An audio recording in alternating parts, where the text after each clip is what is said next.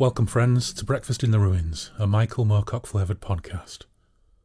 On this show, we're continuing to stretch the seams of our breeks, keeping 1 foot each in music and books, and taking another look at the Ladbroke Grove scene of Hawkwind and Michael Moorcock. This time in the fab company of Joe Banks, author of Days of the Underground, Radical Escapism in the Age of Paranoia. Joe's website, daysoftheunderground.com, describes the book thusly. Avatars of the underground, figureheads of the free festival scene, and heralds of punk, Hawkwind were one of the bands that defined the 1970s. At the height of their artistic and commercial powers, Hawkwind channeled and amplified the era's psychic tenor via a science fiction sensibility, mind-blowing visuals, and their unique brand of deep space psychedelia. It's a beast of a book that's part biography, track-by-track albums appraisal, interview records, and a series of essays that look closely at the 70s origins and influences of the band, as well as their relationship with the London counterculture and science fiction scenes, and how they affected pop culture. And it's also chock full of Moorcock.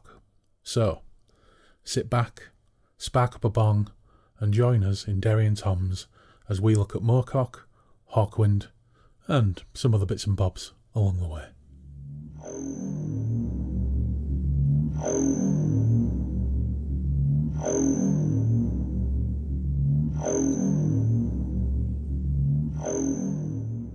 We are back in Derry and Tom's roof garden, and I'm joined today by living Hawkwind encyclopedia, Joe Banks, author of Days of... Oh, fuck's sake. You see, this is where the editing comes in. I've already flubbed my lines. Author of Days of the Underground, Radical Escapism in the Age of Paranoia. So welcome, Joe. It's lovely to have you. Thank you. Very nice to be here.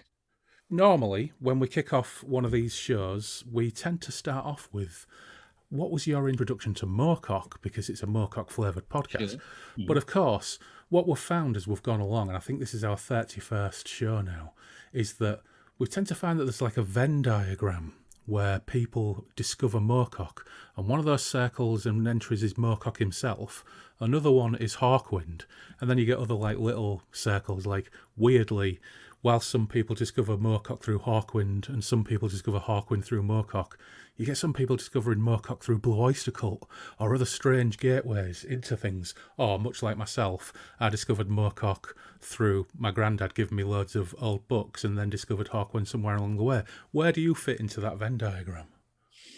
Yeah, that's an interesting one, actually, because I've told the story a few times now, but I mean, the reason I got into Hawkwind, or, first hearing Hawkwind, was through my older brother. It's a classic story of, the older brother with the record collection and hearing it through his bedroom and bedroom wall. And he had a copy of Warrior on the Edge of Time. And it's difficult now for me to remember whether looking at the sleeve and thinking, oh, there's this name Moorcock, whether that actually kind of was at the point at which I kind of first heard of him, or whether it was only actually then when I started reading his books, I suddenly thought, hang on a sec, this is familiar. And then kind of going back to the album. But certainly in terms of kind of Moorcock himself and his books, I still am a very slow reader. And I didn't really start reading fiction, until I was, 10 or 11 or something like that. And the first thing I did was to plow through all of the Target novelizations of Doctor Who. Aha, yeah. And which is probably the same for a lot of people my age. But then I had a friend who literally kind of said, "Oh, I've got this book out of the library. I think you might like it." And it was, quite a small paperback, but it still took me quite a long time to read. But I got through it, and at the end, I thought, "Yeah, that was great." And that was The Bull and the Spear. So that was the first Moorcock that I actually read. But as I say, at some point around the same time, I think it must have occurred to me that this was also the Moorcock who was on Warrior on the Edge of Time. So yeah, so it's lost slightly in the midst of time, but that's basically my introduction to him. It's interesting that you mentioned the Target Doctor Who books, because I think, when we're talking about Venn diagrams and when people get into certain things, I think there's certainly English people or British people of our generation who became voracious readers really started with those Target books because I had piles and piles and piles of them. To my eternal shame, I think I had about 35 or 40 of them, and I would sit and read them in an armchair in front of our coal fire in the kitchen, and I would have them piled up next to me because they were quite a quick read, weren't they? And also, I loved the covers. I absolutely adored the covers, and some of them are absolutely burned into my memory. The cover of, I think it was called Moonbase. The TV episode was called Moonbase, and it was called Doctor Who and the Cybermen. That cover with the sprayed silver wetsuit Cybermen from Invasion and Revenge of the Cybermen, I absolutely adored that cover. And it's absolutely terrible, but I took them all to a shop in Hull called Hull Special FX that did comics and board games and role-playing games, and I sold them all for like £6 so I could afford to get the Dungeons and Dragons Player's Handbook. And now, thinking back, what would I rather have? Well, frankly, I'd rather have all those Target books again. But they were great, weren't they? It's so sorry to interrupt, but that's so funny because that was the first Doctor Who book I read.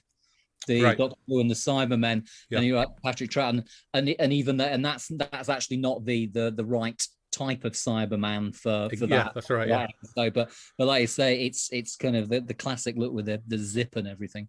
But I think you're right. I mean, for me, something like Hawkwind, Michael Moorcock, Doctor Who of the 70s are all totally on the same continuum. They all feel like they're coming from the same kind of universe in a way. When we were talking about cover designs for Days of the Underground, the book, I was very, very keen on doing like a Target pastiche, but with kind of, Hawkwind instead. Yeah. And that didn't happen. But I mean, I totally associate them as the same kind of thing. Yeah. Well, I mean, the existing cover is a beautiful cover. And it's very, very striking, very eye-catching. Who's the artist? So that's John Coulthard, who actually is a Hawkwind artist. He did a number of their covers in the early 80s. Probably the most famous one is Chronicle of the Black Sword, which is obviously the big Moorcock album. And he was literally only about 18 or 19 when he was doing them. Right. I kind of read somewhere a friend of his who'd been at, kind of sixth form college with him or something, said that his entire ambition in life was to draw covers for Hawkwind, and he had exercise books full of all of this stuff. And lo and behold, I mean, he had got in contact with Dave Brock somehow and showed him some of his stuff, and that's what then happened. So he does some of their covers from the early 80s and then drifts off and does other stuff. I mean, you can tell, that they are the work of a young man, whereas kind of his style has now obviously evolved a lot more, but it's still kind of recognizable from those early 80s covers. And so getting him to do it was just, kind of quite an honor, actually, and he just produced something amazing very quickly. And as he said, he thought he would never, draw a Hawkwind, illustration again, but he obviously had a lot of ideas that just kind of built up over time, and that's what he produced. Yeah, and he's actually done some specific Moorcock artwork as well, hasn't he? I checked out his website a while back. I think I was as usual when you're on the Moorcock book trail. There was a Moorcock book published by Savoy, I think, and I was kind of going down that rabbit hole, probably looking at Jade Design, John Davis' site or something like that. And I came across some John Coulthard artwork, and I looked at his site, and I'll link it in the show notes. His work is really fantastic, and it's an absolutely beautiful cover. But just quickly going back to kind of that, the way we kick off and the way we develop our reading habits and our taste for things.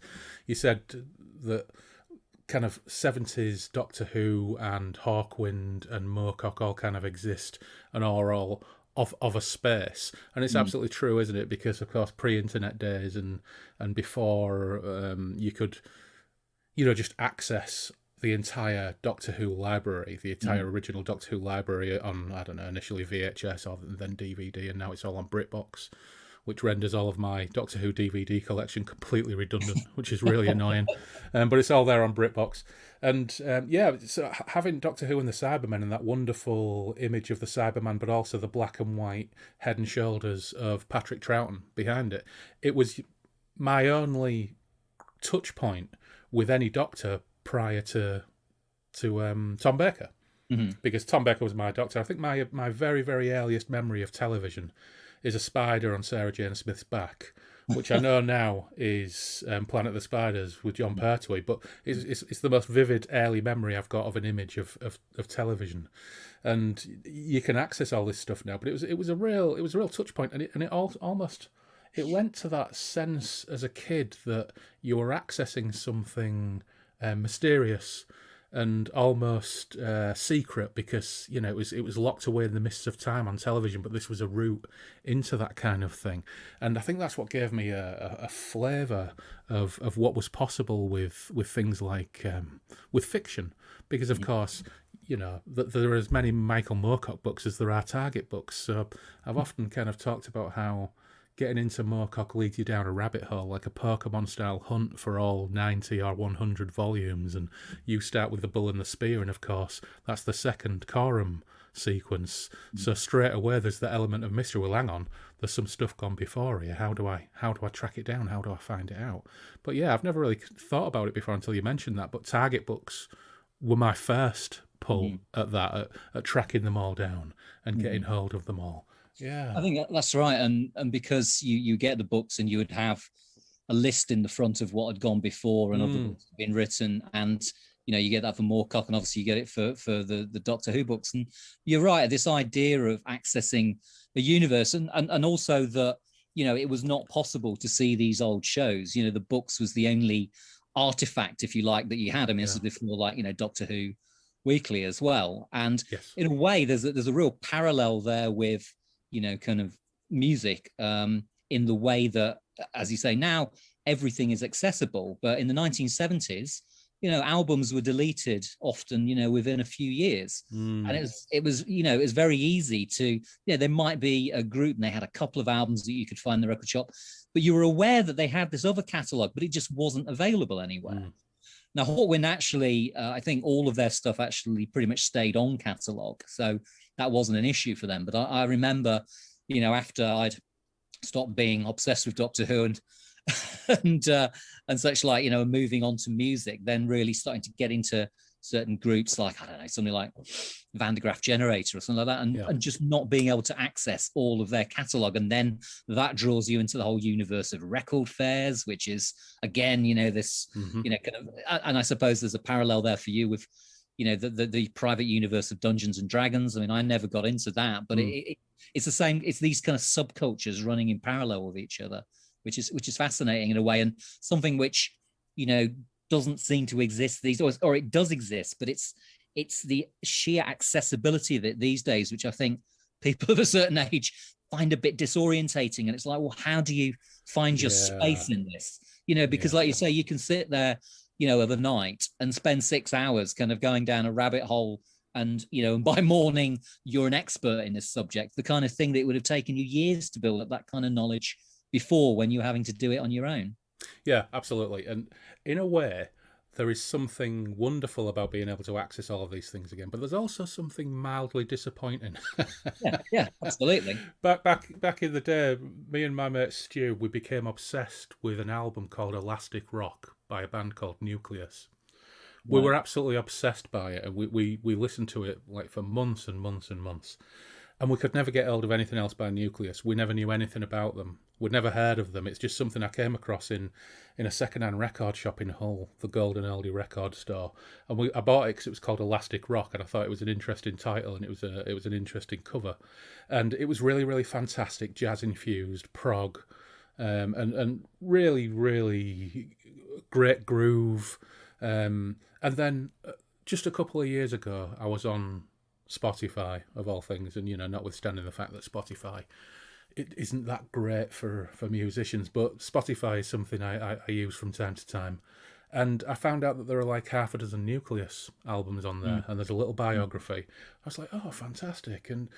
But it did take some of the magic away in a weird way of them not being that strange, mysterious band, that strange, mysterious album that I found in a record shop and went down like a little mini rabbit hole with them. Yeah. It's that thing, like I say, that you could have pursued that yourself, and it might have taken you few years to actually track down those albums and to find out exactly who was playing on it and who. I think it's Ian Carr, isn't it? Is the main guy, Yes, and who this guy was, and whereas now, like I say, it's just served up for you, and there's that moment of great, and great, I can now listen to all these albums, and it's a bit like I don't really want to now. The chase is part of what makes the music in a way. That's what really imbues certain albums with memories. Is kind of thinking about where you bought it, how long it took for you to find it, all of that stuff. But anyway, this is real kind of old guy talk. It is old guy. We're not living in this world anymore. But one of the great things about this podcast is, and again, this podcast is available on Spotify. And one of the interesting things about Spotify is it breaks down your listenership. And you may not be entirely surprised to learn that our demographic is pretty much the listenership of this podcast. And when it comes to favourite artists, Hawkwind are in the top 4. Should be top 1, surely. Yeah, but weirdly, Bruce, it doesn't. I don't think it stratifies them in terms of first, second, third, or fourth. It just shows you for all of the most listened to artists. And Hawkwind and weirdly Bruce Springsteen, which isn't really my cup of tea, is in there as well. And in terms of younger listenership, I think we have a few 18 to 24-year-olds, but pretty much everybody else is at our end of the bracket. So I don't think we need to worry about getting into old man stuff. Fair enough, yeah. All right. So just thinking back again, so you discover Hawkwind by hearing it through your brother's bedroom wall, and getting in. What kind of other things were you getting exposed to that became enduring, or was it really Hawkwind above all else? I mean, my brother was playing, the kind of classic rock albums, and a lot of those albums, have just totally kind of stayed with me. Specifically, things like the first 2 Queen albums. Which I could do an entire kind of lengthy rant about how I think are just stupendously underrated and probably unknown by a lot of people as well. But that kind of is almost more cocky and rock in a way. I think of it as. But then you've got the kind of the big 3 70s Pink Floyd albums: Dark Side of the Moon, Wish You Were Here, and Animals. Judas Priest, Sin After Sin. Lovely. Which for me is the foundation stone of kind of modern heavy metal, really. Yeah. I would argue anyway. But he was also into things like, kind of Deep Purple and Yes and people like that. Haven't stayed with me quite as much. And, initially I would be playing he had quite a decent collection of 7-inch singles, which he just kept downstairs and anybody could play. And that was mostly of Slade, actually. He was a massive Slade fan. Yeah. So they've kind of stayed with me as well. But, from there, there's also people like he had mates had made tapes of Sabbath and Budgie, who were 2 kind of major bands for me as well. And it really is, kind of like a lot of people, I've been through lots and lots of different types of music. I've gone through my kind of indie phase and techno phase and all the rest of it. But by this point in my life, I've now completely circled back to that early kind of, I don't want to call it classic rock, because that's kind of got a slightly pejorative kind of, sound to it these days. But it is that kind of specific sound of the 70s. I mean, the period I always think of as 1968 to 1975 is kind of, for me, there's been oodles of amazing music obviously made since then, but that is the period I find myself coming back to, though interestingly, Hawkwind are one of those bands who didn't just kind of peak in 1975. I mean, they made Warrior, which for many people is their best album, but after that you have the entire Calvert period, the Robert Calvert period, which is also incredible, and they continue making innovative music, right up today until today, really. I mean, they still sound unique, and a lot of their stuff in the 80s was fantastic as well. Some of the stuff in the 90s as well. So they've really continued to be this kind of utterly unique force within British music. Yeah, again, it's funny you should mention Budgie and Judas Priest, because we appear to have a lot of parallels to some degree. But for me, with Judas Priest, it was Stained Class. I actually wore it out. I've still got the same vinyl, but it is so worn out. It's probably unlistenable now. And I was only listening to Bread Fan the other day. I found a live on YouTube. There's a live performance of Bread Fan from some Welsh TV show, and it's absolutely terrific. I don't think Budgie ever got the credit that they truly deserved. The Welsh Rush, or we're Rush, the Canadian Budgie. You know, it's absolutely terrific band. Yeah, but so Hawkwind. Of course, a lot of people listen to this show because they enjoy the conversation about Moorcock. And there are younger people listening to the show, and there are people who, probably know very little about Hawkwind. So where do they sit in kind of the pantheon of that British late 60s, early 70s rock? Because, quick story, I was listening to... I've got a playlist of early Hawkwind, because I think they do definitely sit in specific modes of Hawkwind. They have their ages, don't they? Yeah. And Hurry on Sundown came on, and Phil, my partner, went, "Oh, I remember this." I said, "How do you remember it? You've been like 3 years old." She went, "It's Cooler Shaker." And her only frame of reference for Hurry on Sundown was the Cooler Shaker cover version. And I'm sure probably about 10 years ago she did that with Hush, when Cooler Shaker covered Hush as well. So, for people who are uninitiated, sell Hawkwind and their place in British music at that period of time specifically. Gosh, okay, that's a big question. So Hawkwind come out of the very dog end of the 1960s. They form in Ladbroke Grove in 1969, and they start off as more of a kind of community freak project, really. They're very, they're renowned for kind of playing free gigs, for playing benefits, and the kind of music they're making is this kind of weird cross between, kind of urban folk blues, which is stuff like Hurry on Sundown, and what I would call barbarian psychedelia. So psychedelia is kind of, the first wave of psych has basically disappeared of its own arse, and has become very whimsical and has either mutated into progressive rock, or a lot of the bands have kind of renounced it and have gone a bit more rootsy.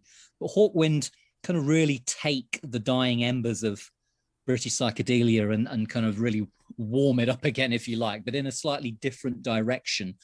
And very quickly they evolve this sound, which is completely unique in the British rock scene. There are clearly parallels of what was happening in Germany with what is, referred to as krautrock, but they were literally the only band in Britain who developed this very metronomic, hypnotic, propulsive sound, often based around very simple chord patterns, very specific, certain style of guitar playing, and a lot of a very kind of evocative electronics. So while, progressive rock is starting to, think, oh, the Moog's fantastic, we can, or the Mellotron's fantastic, we can pretend to sound like an orchestra with this. Hawkwind, they're going in the opposite direction. They're using electronics as kind of raw frequencies, as a way of creating atmospheres and, creating sound design in a way as part of the music. And that in itself is very evocative, and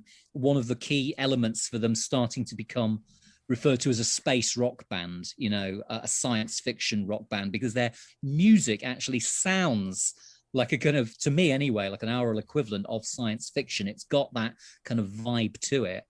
And so anyway, they very quickly then start to kind of build a following from Ladbroke Grove through the underground. The big thing also about Hawkwind is that while you have bands like, the Pink Fairies, who were in a similar position, Hawkwind went out into the land, into every corner of Britain, toured relentlessly, and they really took the counterculture, such as it was, all around the country. Even if it's like as simple as taking copies of the underground magazines like IT and Friends with them, and if Nick Turner's to be believed, they had a copious supply of liquid LSD, which they would also dole out to their early audiences, which I'm sure made a big difference. And it's not an overstatement to say that they were the actual heralds of the underground around the country in many ways.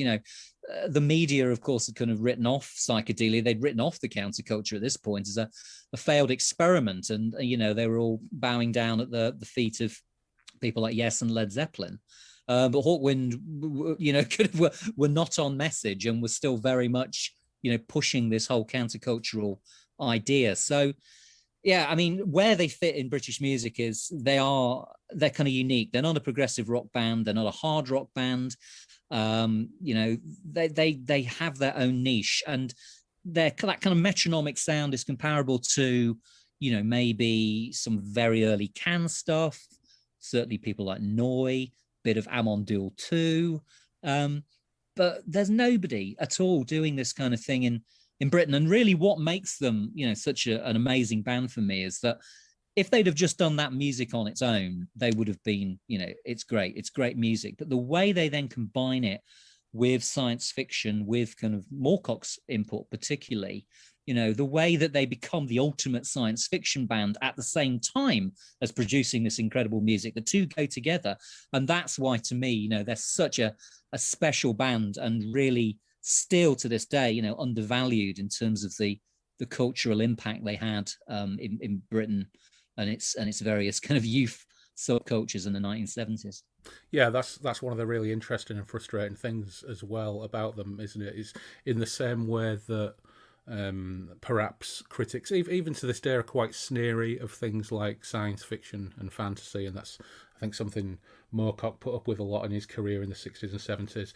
But there's a reference in your book where I think after Silver Machine is released and it's on the charts and they're being beamed into every home on Top of the Pops for several weeks with that wonderfully vivid video with Lemmy and with Stacey kind of in the foreground in her silver paint, looking really, really striking.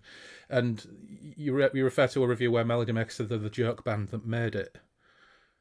And to some degree, it still feels like, notwithstanding the fact that there have been more recent critical reappraisals of all sorts of British 70s bands and styles, there's still a degree to which, inverted commas, bunny ears, serious music fans in the last 40 years have never really given bands like Hawkwind and even bands like, I don't know, Uriah Heep kind of the credit that they really deserve, because I think Uriah Heep were not a similar band necessarily in terms of tone, but similar in that they changed so rapidly that you could never really pin them down and keep on top of what they were and what they were performing. And when you were writing this book, how much did you take into account the fact that there's still this kind of snobbish dismissal in a lot of circles of bands like Hawkwind? Well, I mean, this was really one of the main motivations for writing the book, and it's not the same as just kind of saying no, they're really good, really, their music's really great. It was to try and do something a little bit more ambitious than that, and try to, as I say, position them as not just an important musical force, but a cultural force in the 70s as well, to the extent it's like you can't really ignore this, because if you look at how influential they've been, particularly for something like punk and post-punk in particular, enormously influential. You can't just keep writing them off. But it's funny what you say there, and one of my favorite quotes from Michael Moorcock that I've used a lot of times is from a conversation he had with Alan Moore, and he said that rock and roll and science fiction are the two great despised art forms of the 20th century. And that's right. And then Hawkwind, firmly have their feet planted in both of those camps. So, that tells you why there was such a problem, for them being kind of taken seriously. The idea that a band would use science fiction as a they use it as a vehicle for other things. They're not just some band kind of pretending to be Star Trek on acid, singing about aliens and robots and flying to the stars. There's kind of elements of that in their music, but if almost always the kind of science fiction elements have a double meaning. In the same way that the other great artist of the 70s who does this is David Bowie. So much of his stuff is suffused with science fictional ideas, but because for whatever reason, he was kind of lauded for this. This is amazing. Whereas because of the way that Hawkwind looked, because of where they came from, the fact that they were avowedly not a musician's band, that they were like this traveling carnival.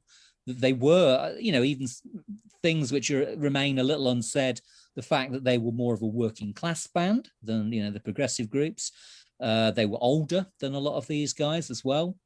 I think the critics were just intimidated by the whole package. They didn't really know what to do with it. And I think there's another quote from, can't remember where it's from, but one journalist kind of saying how, the record company and record executives kind of rue this idea of how do you market a cult? How do you market a cult band? Which in these days, people love the idea of kind of something which is cult and cool. Whereas in those days, it was like, how do we flatten everything out into the mainstream and sell as many units as possible? Whereas Hawkwind were totally always their own thing. And, they were the biggest cult band in Britain, perhaps the biggest cult band Britain's ever seen. That's one of the reasons why they're so difficult to, not that you want to, but they're so difficult to pigeonhole for the people who generally pigeonhole things. Because, a lot of journalism often falls back on X. This new band sound like X crossed with Y. We saw it with movies for donkey's years, didn't we? Something like The Matrix comes out and everybody says this film is like, The Matrix of this genre or whatever. Yeah. It's just kind of really shit hackery. And, I've never really kind of had much time for music journalists ever since I went to, where did I go? I think it was Reading Festival. And I took too much acid and I was in the middle of the field watching, who was it? Fishbone. I was watching Fishbone in the middle of a mosh pit in an afternoon at Reading Festival. And a few days later, I was at my friend's house and I read that week's NME, and it said Fishbone performed to a sea of bored faces. And you've always got that thing where music journalists kind of they always went with the style and the fashion of the time. And I'm sure there were good ones out there, but the majority of it was really staid and really kind of trend focused. So I think undoubtedly a lot of the journalists around there were either snobs or pricks or both. But just looking back, again, they had different stages, different band members came and went. They always looked a bit dangerous. They always looked a little bit rough around the edges and a little bit dangerous. So while Emerson, Lake and Palmer were driving their own, independent, massive articulated lorries with E's, L's and P's on the top and everything else, Hawkwind looked like the kind of band that, if you were out of your mind in a field, could well be the guy out of his mind in a field next to you, or three people down. And that must have been such a massive appeal to people at the time to get away from something. And was the term space rock coined for Hawkwind, and did anybody else ever come anywhere near it? I think space rock. I think the first use of the term I came across was to describe a Birds single, Mr. Spaceman, which is utterly not space rock, but was about like some guy kind of being abducted by a flying saucer. But I think Pink Floyd, the early Pink Floyd stuff, is undoubtedly a major influence on Hawkwind. Stuff like Astronomy, Donomy, and Set the Contrast at the Heart of the Sun. These are clearly big influences on Hawkwind, and they were described as a space rock. The Floyd were described as space rock at the time. And I think they very quickly wanted to shake that tag off. And I think by 1970, when the first Hawkwind album comes out, which isn't particularly a space rock album, but the Floyd were very keen to divest themselves of this space rock term. And Hawkwind were very keen, I think, to kind of find an image. And so, as I say, even though that first album doesn't particularly sound like a space rock album, the advert for it has them the picture that's on the inside of the cover of the first album it's superimposed on like this kind of very like dark planet that they seem to be standing on, and the tagline just is space rock, a new album. Right. And they had clearly at this point thought, right, this is kind of what we're going to hitch our wagon to. But it is interesting that it's not until the second album, In Search of Space, with its incredible packaging and obviously the title, but that you actually get an album, a song which is in any way, science fictional, which is of course Master of the Universe.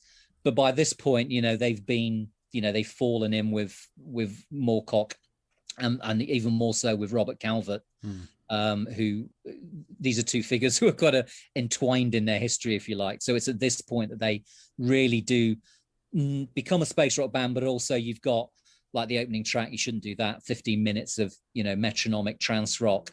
At this point, it's like, yes, this is space rock. Space rock has arrived in Britain. And really, I mean, somebody else asked me, recently, how do you define space rock? And it really is, how much do they sound like Hawkwind? I mean, how much do they sound like, You Shouldn't Do That? Because that is absolutely the I don't know, the Rosetta Stone of space rock. It really is. Well, the wonderful thing about that space rock tag is, and one of the wonderful things about doing this podcast is that I've made contact with people, for example, friend of the show, Dave, hello Dave, who his project, Cernus, and I love saying Cernus because it's got an umlaut above the O, so I can pronounce it like Hull style, Cernus. He actually openly describes his project as space rock and Hawkwind inspired space rock, and he's he won't mind me saying this, he's a guy in his mid to late 20s wearing flares in San Francisco, and he's making space rock, and it's wonderful. So that thread is there, and there are people out there who are embracing it and loving it, and Hawkwind definitely have this place not just in British music but internationally as well. But just going back to something you said earlier about they came out of the Ladbroke Grove scene, and of course Moorcock himself was heavily involved in that Ladbroke Grove scene, wasn't he? It wasn't just the fact that Jerry Cornelius lived on Ladbroke Grove. Moorcock was living that scene, and he was involved with Hawkwind from a very early stage, wasn't he?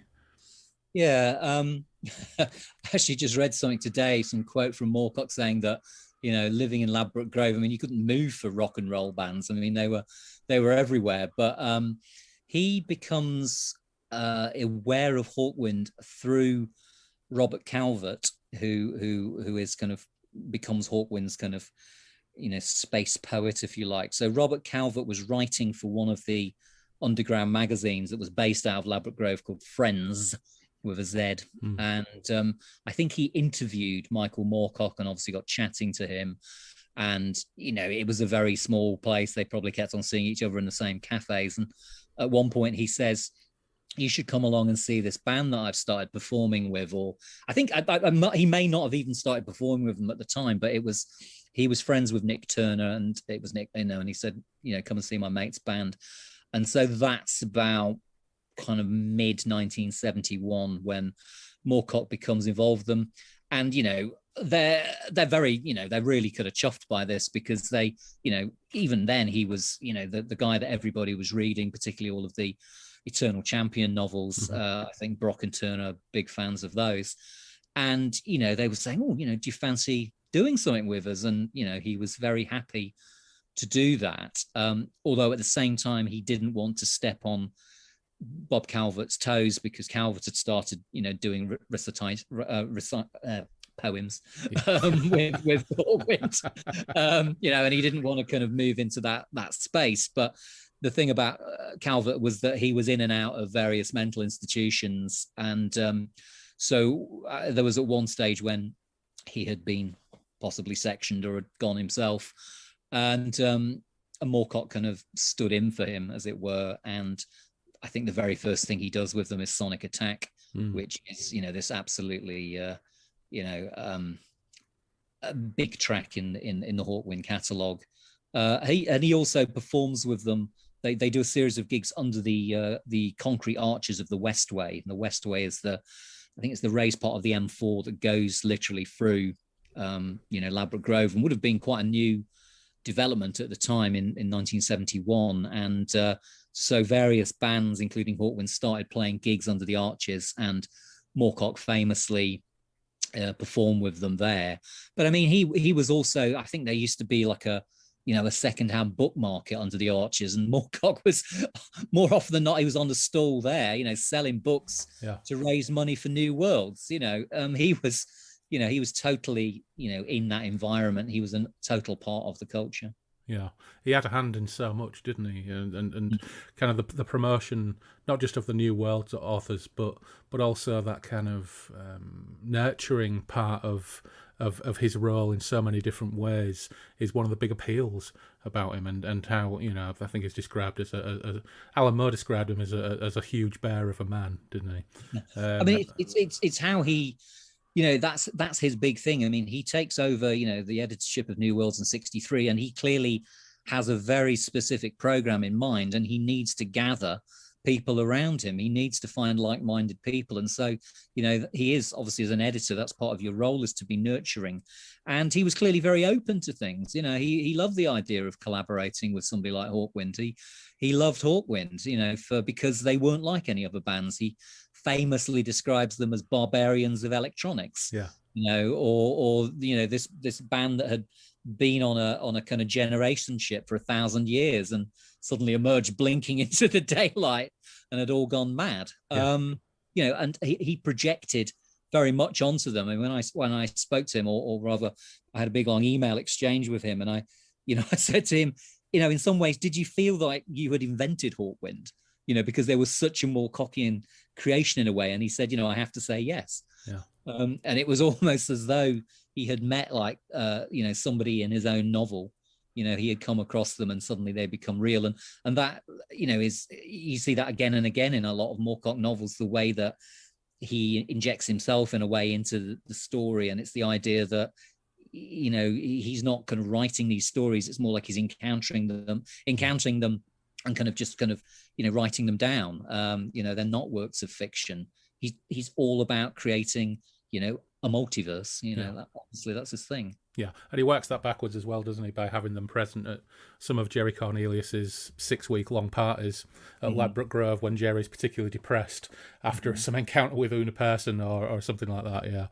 Yeah, it's a fascinating thing, the fact that he's managed to stay involved with so many things, and of course he's still involved in music right to this day. We had Don Falcone on the show a few episodes ago talking about his adaptations of An Alien Heat and the sequels, and Michael Moorcock is still recording content and recording material that's actually appearing on those records. So music has been part of him from the very outset. I mean, I believe even as a teenager he played in bands in Paris, didn't he? So he's as much musician as he is author.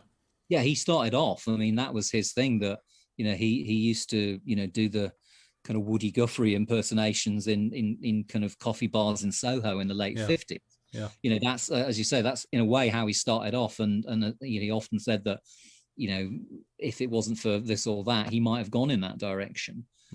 As it is, I think he probably made the right decision to go on the literary side of things. But no, I mean, you know, because obviously he makes an album in the mid 70s. So at the same time as Warrior on the Edge of Time comes out, he does his own album with the Deep Fix New World's Fair, which obviously also features some members of Hawkwind on it. And so, yeah, I mean, it's, I think for a lot of people, if they even knew who Michael Moorcock was, it must have seemed pretty weird. Why is this guy kind of making an album now? You know, but it actually made perfect sense. You know, he'd been making music, as I say, since the late 50s. Yeah, I was gonna mention New World's Fair because I remember picking it up on CD, and I was a little bit puzzled by it. But of course, you talk about New World's Fair in the book because it's very much within the orbit of Hawkwind and their various projects in that period that you address in the book. And it's I think there was a release of either demos or an expanded release of it as well that popped up a few years ago, and I'm pleased to have it. It's not something I'll stick on my turntable particularly frequently. No, it's interesting because I think a lot of people were a bit nonplussed by it when it came out because they were expecting it was going to be, you know, Hawkwind style space rock, but with Michael Moorcock singing. It's I think, as I say in the book, I mean, it's perfectly fine, but a lot of the songs on it are exactly the kind of thing that you might come across on Old Grey Whistle Test, you know, in the 70s, you know, and think, yeah, that was quite nice. It's quite musicianly. It was a bit stonesy. It was a bit, you know, whatever. And my point is that Hawkwind were an antidote to all of that kind of stuff. They were the anti-Old Grey Whistle Test band. And so it was, I think a lot of people were just a bit disappointed that was kind of what he had come up with. But interestingly, before he recorded the album, he did a single, which United Artists refused to put out. And this is Dodgem Dude, and Star Cruiser. And that eventually emerges on the Flick Knife label in 1980. And those two songs are, they're not brilliant songs, but they've got so much more about them than most of the stuff on the album. They've got a bit of spirit to them. And on that expanded edition of New World's Fair as well, there is an early demo of Kings of Speed, which becomes a Hawkwind track, is the last track on War on the Edge of Time, but actually was originally a Deep Fix track that they never recorded. But the demo of it is pretty good. I mean, and it doesn't sound like the Hawkwind track, but it's quite Hawkwindish. And Moorcock actually, often sounds a bit awkward, I find, on his records, but he actually really sounds like he's in his element on that one. So, again, it's the decisions you make at the time. He became utterly disillusioned with the music business after releasing that one album. When I said, well, why didn't you do any more? It was like, that was it. Enough was one was enough. I remember listening to New World's Fair and trying to give it some shakes. And there's just there's a strange quality about it that there was a moment when I thought, was this in some ways related to some film that never got released, or because it's like it came across more to me like the soundtrack to not necessarily the incidental music, but some of the tracks on Performance. I could almost imagine that New World's Fair was a series of tracks that was in some kind of strange psychedelic musical film, but it never quite works as a standalone album. No, in a way, it's strange that, I mean, having produced so much work, that he didn't just because it is a kind of a concept album, that he didn't just kind of base it on one of his own kind of books that he'd already written. Yeah, it's the problem with it as a concept album is it doesn't. It's kind of about a setting, this kind of dystopian funfair, with these kind of various adolescent tearaways in it, so it's kind of sets the scene, but it doesn't really tell a story as such. And you're right, I mean, it feels all like background to something else. There's the cover of the album is fantastic, and it's got that this kind of do not enter contaminated kind of fairground picture on the back, which is great, and you think, wow, this is going to be good, but it just doesn't really kind of deliver ultimately. It's a shame as well that my kind of feelings of it wanting to be involved in something kind of filmic, and yet we did get that one Michael Moorcock adaptation film wise in the 70s with Robert Fust's The Final Programme, that of course, as you point out in the book, Hawkwind actually do very, very briefly appear in the background in the pinball machine styled amusement arcade with the roller skating nuns and everything else, and of course Moorcock wanted them to do the soundtrack, didn't he? And I don't think he was quite taken with the actual soundtrack that was chosen for that movie. No, I mean, that's it's a long time since I keep on meaning to kind of rewatch it, and that really is one of those classic films that you would happen upon late at night, and in the 70s or 80s, and think, what the hell is this?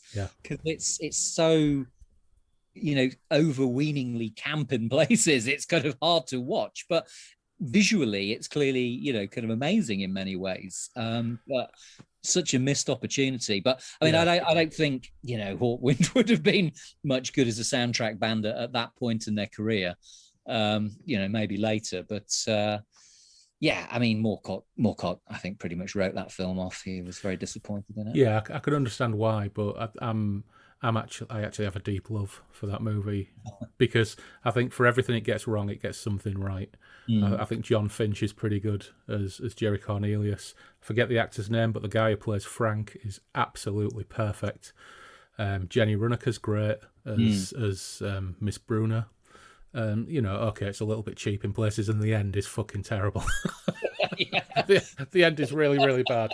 But you know what? It has enough going on to make it worthwhile. I think just as a really weird 70s psychedelic film, and Fuse brings that strange kind of aesthetic that he has from when he directed the Avengers. But I think probably more relevantly things like the Dr. Phoebes movies. I mean, that exactly of the piece, the same kind of things you'd weirdly come across. And I remember being terrified by those when I was young, just awful. But yeah, you can see where that was coming from. Yeah. Weirdly, I never knew the final program actually existed as a movie until about 1994 or something like that. I was a nurse working at one of the old psychiatric hospitals outside Hull, and I went on holiday. And one of the guys I worked with, when I got back, he said it was in the early days of satellite TV, and there was a station called Bravo. And when I got back, he said, I recorded a couple of films for you. I was like, that's interesting. And he recorded, because of course you work nights in an old psychiatric hospital, and all you do is drink tea and talk all night to stay awake when you've got a quiet night. And I must have talked about things that I liked. And he recorded The Keep and the final program. And I was absolutely blown away, because I had an ex-rental copy of The Keep that I wore out in the 80s, but I had no idea there was a final program film. I said to him, it can't be the same thing. He said, on the write-up, it's based on the book by Michael Moorcock. And I was like, unbelievable. So I got home one night and I watched that, and it was like a complete bolt from the blue. It was like a lightning bolt from the sky, realising that this thing even existed. And many, many years later, something very, very similar happened with a slightly different author. I found out there was a film of Wheels of Terror, the Sven Hassel novel, and I had a similar reaction. Gets a lot wrong, gets some things right, is really cheap. Not a lot like the book, but the fact that it exists makes me really, really happy. And that's the thing with the final program of the movie. The fact that it even exists just makes me happy.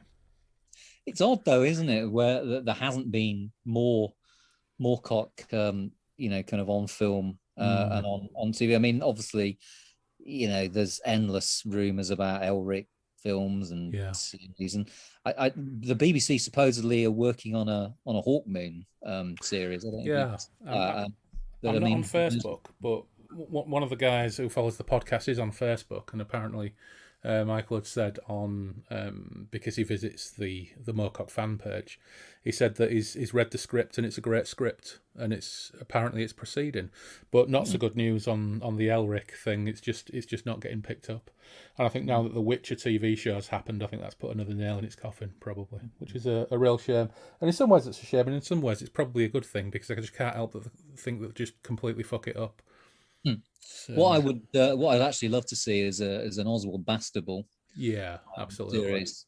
I mean, I think that probably I've reread a couple of Moorcock books recently, and The Land Leviathan was one of them, which I've always absolutely loved. I think it's one of his best books, and I think those books would make a super series. They really would. And you sometimes wonder, is it just because people don't know this stuff's out there? Because I mean, they kind of should do, because I mean, these books are held up now as some of the original steampunk books. So you think that that people would take notice. An interesting thing I find about the whole Oswald Bastable books is, I've got it in my head that Robert Calvert was quite influenced by them when he returned to Hawkwind in the mid-70s, and then adopted this kind of, I don't know, air pilot come Bedouin warrior type persona. And he mentions in an interview that he's a big fan of Warlord of the Air.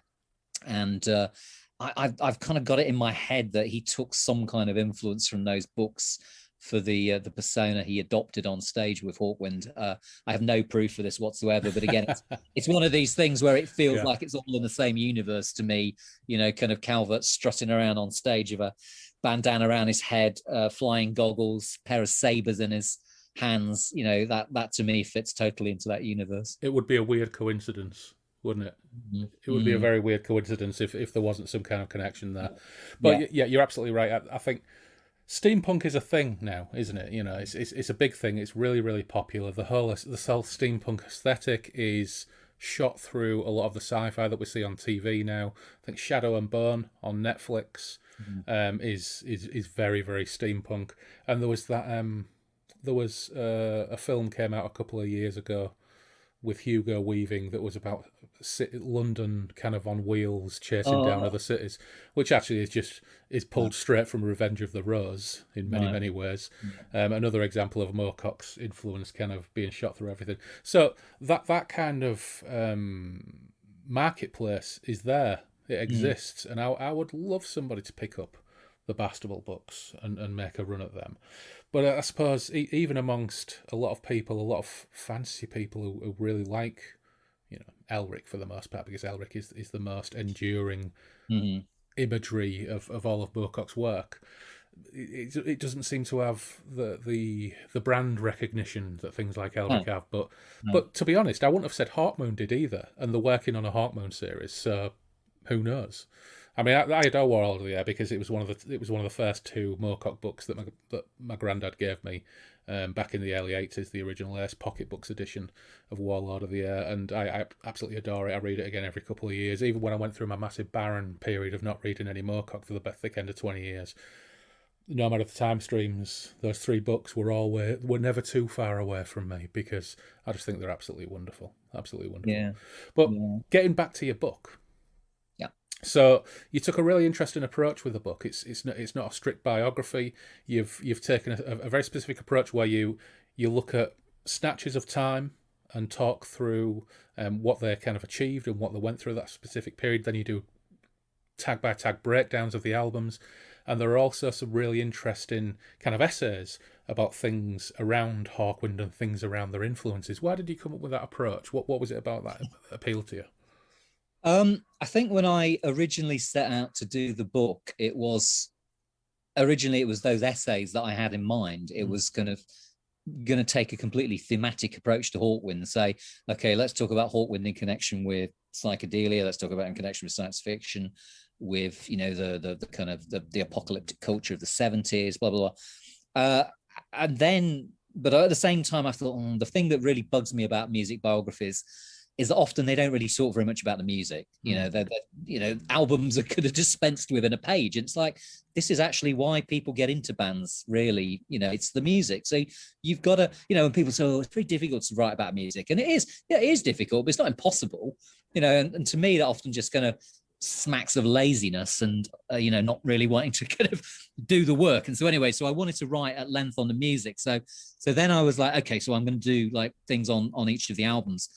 And then I hadn't originally intended to interview quite as many people as I did, but I ended up interviewing loads of people.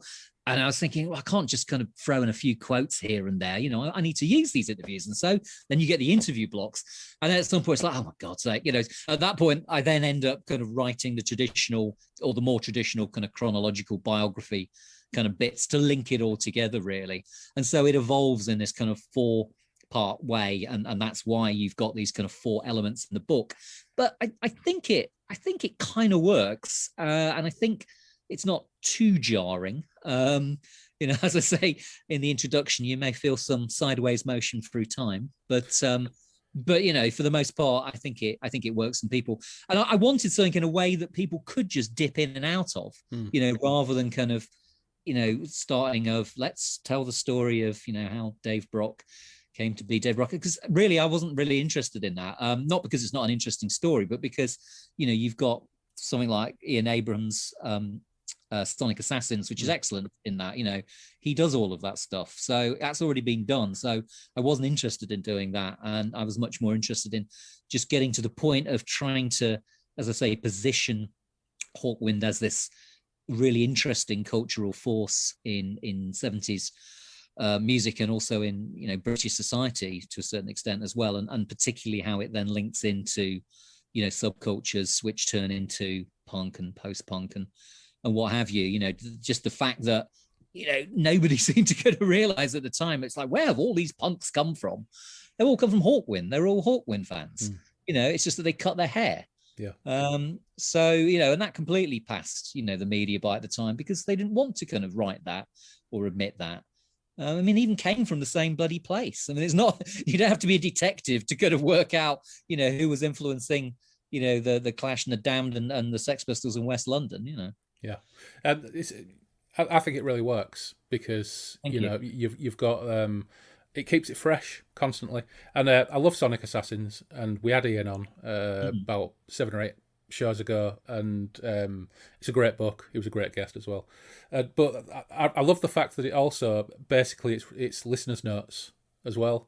And so when I was sat reading it just instantly, whilst it's interesting and the essays were good, but actually it made me want to go back and listen to the records again, because reading the track by track breakdown, I was reading them and just discovering things that I'd missed, and it made me want to listen to the albums again. And actually, it's always great when you read a book and you learn a few new things, and I learned something new about every album, which is great. But there's also a couple of other things I learned, not least of which is Delia, Derbyshire had a band outside of the Radiophonic Workshop, and I had no idea. So that there are also references to bands and music that I'd never heard of and never come across before, that sends me scurrying away down a new rabbit hole, and that's what I want. That's what I want from reading something like that. So I think it works really, really well. So yeah. I learned a few things from I learned a lot of things from this, but a few really interesting things like the Delia Derbyshire thing, which was a real surprise for me that I really need to check out. What were your favourite things that you learned from researching and writing this that you weren't aware of previously? That's a good question. I mean, a lot of what I was doing is that I kind of knew a lot of this stuff anyway, and a lot of it was just kind of fact checking and putting things into the right place. And the stuff that I learned that really excited me would just seem incredibly nerdy. Like, for instance, finally establishing, exactly when, Hawkwind recorded their BBC radio sessions and what they played, and just sorting that out was quite something. But one of my favorite, the things that through my research I discovered was, one of the crazy things about Hawkwind in the 1970s is that, for a period from about 1972 to 75, they were a seriously big band. I mean, they were a proper big rock band. They were on the front page of place. They were selling out, venues full of thousands of people. There's hardly any film of Hawkwind in the 1970s. You've got the Silver Machine video is still the best representation of Hawkwind on film in the 1970s. Right. There's practically nothing. Not from, any second division band. You can kind of put it into, YouTube, and there'll be some concert that they did in Sweden. There'll be, there's nothing. There's nothing for Hawkwind.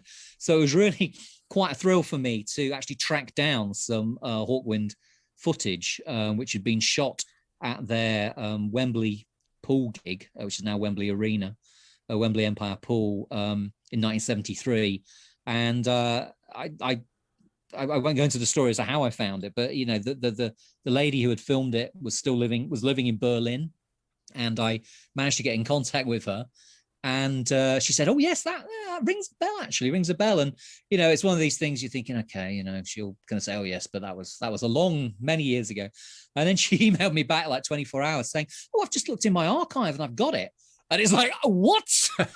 And it's one of those moments where you suddenly realize it's not the holy grail, but you've discovered a bit of the grail at least. And, you just know how important that's going to be to other Hawkwind fans as well. So things like that were actually, the really juicy stuff. But there was all kinds of, once you're writing a book, your kind of ears and your radar is constantly open for anything that you might be able to use or might be interesting. And my personal, I think one of my favorite pieces of trivia that arose while I was writing the book was that when Del Detmar left the band, or was planning to leave the band in 1974, one of the people who was mooted as his replacement was Michael Nyman. Who was, at the time he was, just writing about classical music for magazines. I don't think he'd had, any of his compositions recorded. But yes, he contemplated taking over the keyboard spot in Hawkwind. Wow. Which would it's a kind of ridiculous idea, but I don't know, it might have been quite interesting actually. Well, the soundtrack to the piano would have been much more interesting had he spent a couple of years with Hawkwind in the 70s. I think, well, if you actually listen to all of those early Peter Greenaway soundtracks, they're all based around looping and repetitive figures. I mean, he was into, kind of minimalism and repetition, which is very much in the Hawkwind universe, maybe a different kind, but it's interesting that kind of, wow, that is a really kind of interesting little tidbit, I think. Yeah, well, I'm now doubting myself, thinking I fucked up and Michael Nyman didn't do the soundtrack to the piano. But everybody, don't fact check me. Just let me have this one. So this video, I know you said that you're not going to go into how you found it, but where is it?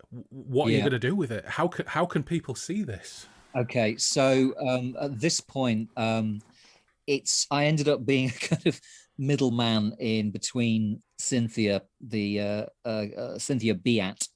in Berlin and Warner Music, who now kind of own the kind of early 70s Hawkwind catalogue. And basically she sold the film to Warner Music, right? And they are in the process of restoring it. And unfortunately, this kind of obviously then happened, or COVID happened and completely put a break on that. But I do need to actually drop Warner a line. There's a guy there called Nigel Reeve, who is basically the custodian of the Hawkwind archive. He was with EMI, and then EMI got bought by Warner, and he's basically been there the whole time along, and he's been responsible for some of the amazing reissues of their back catalogue. So I'm kind of in contact with him, so I need to basically just kind of chase him and see what's happening with it. But I'm very much hopeful that it will at some point be available commercially and people will be able to see it. I mean, it's silent film, so one of the things they need to do is kind of sync it with existing material, but so restoring it. But it's one of these things. I mean, it's amazing that it was still playable, after all those years. But I have obviously seen some of it in its early state, and from Cynthia, and it's amazing.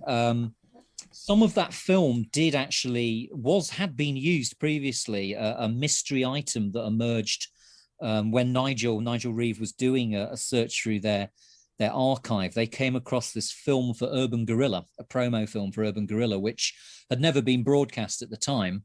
And it had this footage on it, and everybody was like, where is this actually from? And it turns out it's part of Cynthia's film. So they obviously kind of filmed the entire concert. They used that, but it's one of these things that everybody had forgotten it existed. It was found in a dusty box. So that's kind of out there, although you can't really find it on YouTube. But between that film, that Urban Guerrilla promo, and the Silver Machine promo, it's really the only significant evidence of Hawkwind on film in the 1970s. Though on saying that, literally a few weeks ago, an amazing piece of film emerged on YouTube of Hawkwind playing at the Windsor Free Festival in 1973, which if you put that into YouTube, you'll be able to find. And that is also incredible. If any Hawkwind fans haven't seen that, immediately go to YouTube and put in Windsor 73 Hawkwind and take a look. Well, one of the good things about following you on Twitter, actually, is you keep up a regular feed of interesting Hawkwind tidbits. So people, if you're interested in all this stuff, follow Joe on Twitter for sure, because you're never short of a few excellent Hawkwind facts or posters or links. It's a terrific feed to follow if you're a Hawkwind fan. Thank you. Yeah. So, interestingly, the book kind of ends at the end of the 70s. So what's next? Are you intending to cover the 80s? Are you a 70s only guy? I'm not going to cover the 80s. No, I'm not going to. No, I am. It's not that I'm a 70s only guy, but that is, for me, it's the music of Hawkwind that I'm closest to, and I feel is the most important, and it's where they say all of their important stuff. So a lot of people have asked that, but I'm afraid that I am not going to be writing any more about Hawkwind. However, and you heard it here first, there may be, I may well be writing some more about Robert Calvert and his post-Hawkwind career in the nearish future. I did an article about him for Electronic Sound magazine a couple of months ago, and I have to say that did whet my appetite to do more. So that may be a thing, but I'm working on something else with Strange Attractor, my publisher at the moment. I can't really give any details away about it, but it's fair to say it's a long-term project, and it doesn't just involve me; it involves other writers as well. But yeah, undoubtedly, I will still be talking about Hawkwind for a long time to come on Twitter, and I'm actually doing my first in-person book event this Thursday at a pub called the Wanstead Tap in Newham, I think it is. So that's going to be quite daunting, and I think I may have another couple of speaking events later in the year as well. So I'm still going to be talking about Hawkwind for a while yet, but I was going to say I'm not writing about them anymore. Actually, that's not entirely true, because Prog Magazine, I just remembered, how could I forget? Prog Magazine have asked me to write a feature on In Search of Space for what I assume is their October issue, which is when, and it's basically 50 years of In Search of Space, and I think it's the cover feature. Hooray. So I am actually writing that. So I completely misspoke earlier, but there's not going to be any more books on Hawkwind, that's for sure. Now do you see why I mistrust music journalists? I know, exactly. But of course, you are a prolific music journalist, and your articles have been in multiple magazines. I think you've written for The Quietus and various other outlets as well. So people should watch out for your stuff. But also big props to your publisher, Strange Attractor, as well, because I've got my wonderful hardcover copy of Appendix N by Strange Attractor here by my side, which was a wonderful, was it a Christmas or birthday present? I can't remember, from my mate Yarky. So Strange Attractor Press, people should actually check out their website too, because they really are producing some fantastic publications. Really, really cool. Really fantastic small press. So what else have you got on in the future then? You're not writing any more about Hawkwind, except you are, and you're doing some stuff about Bob Calvert. But what else is really catching your eye and really inspiring you at the moment? Or your ear? Oh, my ear. Let me think. This is the point. It's like people could have said, "Oh, what are you listening to at the moment?" Your mind goes completely blank. In a way, it's funny because I do kind of review quite a bit for magazines, and to be honest, it is actually mostly reviews rather than articles these days. I'm constantly listening to new music and actually get a chance to listen to that much old music. On saying that, the upcoming Van de Graaff Generator Charisma box set is spectacular. If you're a Van de Graaff Generator fan, it's amazing because it features an entire unreleased concert, which is from Paris in 1976, which is great. But also there's been a proper stereo remix done of 4 of their albums, H2E, Porn Hearts, God Bluff, and Still Life, which are mind-blowingly good. So that's quite exciting because alongside Hawkwind, Van de Graaff Generator are definitely kind of one of my big bands. In terms of kind of modern bands, my album of the year so far, and I think will probably remain so, is the new Liars album, which is called The Apple Drop, which is, there's another band who's been going, I think, for nearly 20 years now, and have always managed to, like the Fall, sound the same, but sound completely different from album to album. And I think The Apple Drop, after 20 years, may be their best album. It's certainly the kind of album you could imagine Radiohead desperately wanting to make but never making. It's in that kind of territory, but it's fantastic. I'm a big fan as well of a guy called Concretism, or he goes under the name of Concretism. Fantastic, yeah. And I think his new album, Telefusion, is also one of my albums of the year. Just that incredible kind of radiophonic, electronic, hauntological sound. It's a terrible cliche these days, but I mean, he really, if you've, were a big Boards of Canada fan and have got a bit disappointed with their recent output, then this is your go-to guy. Not that he just sounds like Boards of Canada, but it's the same kind of vibe, and Telefusion is absolutely amazing. And one other album I'd kind of like to kind of give a shout out for is by a lady called Georgia Chalmers. And Georgia Chalmers, Georgia is spelled Georja. She's Australian. I'm sure. Anyway, she's and she is actually the saxophonist in Brian Ferry's backing band.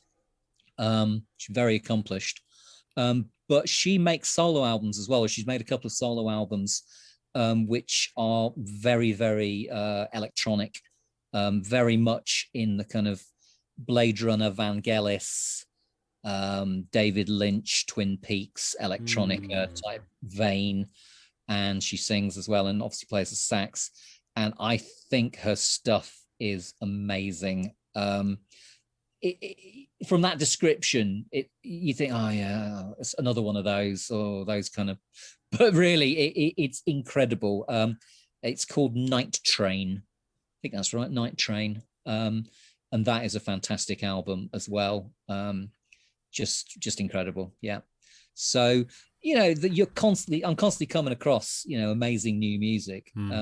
So it's not just that I'm living in the past, and, even though it might seem that way, when you kind of look at me on Twitter, but then when I tweet about new stuff, it gets like half a like. Not that I'm driven by likes or anything like that, whereas I can, like you say, I'll throw up a happy birthday Dave Brock post, and I'll get a lot more likes, but I'm not exactly hitting the K's, let's put it that way. But as you say, I think if you're interested in, I describe myself as a Hawkwind trivia node. And if you're interested in Hawkwind trivia, then yes, I probably am a good person to follow on Twitter. Yeah, well, I'll definitely check Georgia out. But I've got a second Concretism. They're one of the I've mentioned on previous shows how I basically source all of my new music from Bandcamp for the most part, and Concretism is one of the real finds. And I think I came across them because maybe 3 or 4 years ago, there was one of these offers that you occasionally get on Bandcamp where some, I don't know, inverted commas, label or something makes an offer where you can get half a dozen albums with download codes. And I bought one of those, and there was a Concretism album vinyl and a couple of singles by other people and some other bits and bobs. And that Concretism album is absolutely terrific. And I didn't realise they had a new one out, so I really need to pull my finger out and get back to their page. I think it's actually better than the first album. I think it's amazing. I had a similar thing. I think I came across him 3 or 4 years ago. I used to get an email from Norman Records in Leeds, and they were Norman Records. Yeah, Norman Records. They were early, and most of his stuff, as you say, was just digital only. But he had done one vinyl EP, which they talked about and raved about. And it's just one of those things. Often you read something and you think, oh, that's interesting, and you forget about it. But it just must have been one of those things where I thought, oh, that's interesting, and actually went onto Bandcamp and had a listen. It was like, oh wow, this is really, really good. I can't recommend him highly enough. There's obviously, as we were talking about right at the start, there's so much music out there. There's, everything is accessible. Sometimes it's difficult to know when to start, particularly with something like electronic music. But he is a total standout artist for me. And if there's actually one other band, sorry, I just want to give a little plug for. This was from last year. It's a French band called Slift, Slift. And they are, I think their last album is called Ummon, which is Ummon. And they're a space rock band. And that Ummon is got to be the best space rock album I've heard in absolutely years and years and years and years. They are fantastic. They're just a trio. They make an amazing sound. It starts off very, very kind of heavy, but as it goes along, there's more melody, then there's more synths, and it's just a tremendous album. I can't recommend that highly enough. Fantastic. Well, actually, on the concrete front, and another great discovery I made on Bandcamp not too long ago was that there were a couple of whole bands which had largely the same members, just with one added or one taken away back in the early 90s. One called Warp Spasm and one called Cosmic Juggernaut. And I came across some of their 8-track recorded EPs on Bandcamp. And actually the guy behind them, Tommy Concrete, who still records as Tommy Concrete and Concrete Head, and his other band, I think, are on their Doomlord as well. All his stuff's on Bandcamp as well. So Bandcamp continues to be a true treasure trove. But going back very briefly to that Concretism album, or EP, when I got it, I got that real feel of, I've got a precious piece of vinyl in my hand, because it's got that beautiful brutalist architecture, kind of, I think it's a concrete tower block or something on the cover, and I just sat and stared at that for 10 minutes, just as a wonderful thing to have in one's hand. Absolutely fantastic.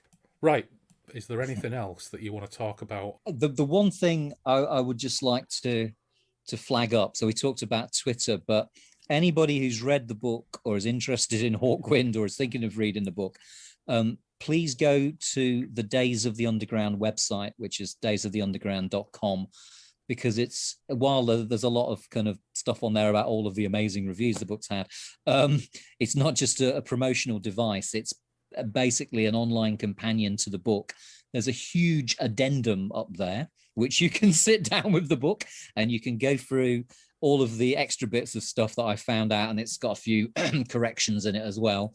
And it's also like a big collection of posters, of pictures, of mutant variants, as I call, of the various Hawkwind albums in the 70s, all of the different versions from around the world. And it's basically hours of entertainment. So if you like the book, please do go to the website, because there's lots of stuff there for you. Super. Well, you know what, Joe? Thanks ever so much for coming on, talking about the book, which is great. I think the book is still available at all good stockists and easy to get hold of. But thanks for coming on. Thanks for talking Hawkwind and Moorcock, and I'd love to talk to you again at some point in the future about what you do next. Love to do that. Thanks very much, Andy. Cheers. Cheers.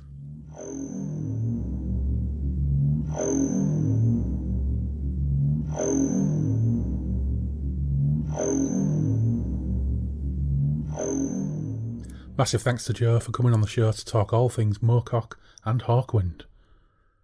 Days of the Underground is available via Stranger Tractor Press and, as well as the usual online places, actual real bookshops. In other news, we picked up some more reviews on Apple Podcasts. The first one actually dates back to last September, but I only just spotted it as Apple Podcasts, for some reason, separates reviews by regions. So this was our first US review, and it was care of Knight of Cups. The Moorcock conversation you want, but so rarely get to have. Not a nerdy in-joke podcast, but a set of smart and down-to-earth conversations in and around Moorcock's work and his influences. If you don't know how very much Moorcock has influenced genre media, then you have a set of works and worlds awaiting you, with an envy I share for you to discover. Start here, then read a lot. Thank you, Sir Knight, for those kind words. The second review is more recent and care of Asako So, and he said, "A fabulously warm and fun podcast. I love listening to the host discussing the work of Moorcock with his various interlocutors and the important side reviews of cafes and beers. The show works through the novels of Moorcock and the associated media, including RPGs, and are great fun and very informed. Michael Moorcock is hugely important to fantasy fiction, gaming, and wider culture. A great listen." Thank you so much for that, Asako So. Very on brand for this podcast too, to have a pronunciation challenge, and for me to do it Hull style. So don't at me, take it up with your interlocutors. But it's time now to thank our patrons. And I'm going to start with our tier-list champions, Tim Cardos, Sebastian Weetabix, and Anthony Piconti. And to our Chaos Engineers, Andrew Cicluna, Andrew Van Ness, Anthony Porter, Ben Fletcher, Dave Washman, Fred Quiche, Jim Kirkland, John Lays, John Timothy Watt, Mal Pertwee, Matt Saltz, Nelbert, Simon Perrins, Robbo, Tony Malazzo, and to our proud haughty Jugaderos, Alexander Harris, Craig Ledley, Graham Holden, Ian Stead, Loz, Taylor, Steve Round, Asako So, Miles Reed-Labato and Tom Murphy, and of course to our mighty patron demons, Andy Clark, Ed Scott, Gareth Wilson, Paul Hillary, Mort Main, Neil Burton, Norman Beresford, Randall Gatlin, Joe Monty, Will Jameson, and finally, Robert McMillan. Robert, thanks for the letters. Phil and I get a little thrill each time we see that airmail envelope on the doormat. There's just something wonderful and tangible about snail mail, especially when it comes from the other side of the world, and even more so hand-typed. Your letter from a couple of months ago shared some observations on Moorcock that you've kindly given me the permission to read on the show, but I'm going to save that for a future episode, as they provide some really great talking points. But enough of my yakking for now. Until next time, you can gab with us and follow us on Twitter and Instagram on the handle @BreakfastRuins. You can email the show at breakfastruins@outlook.com. The blog is breakfastintheruins.com. We have our Patreon page too, and that has a few patron exclusives. So take care, stay safe, and I'll see you again soon on the Moonbeam Roads.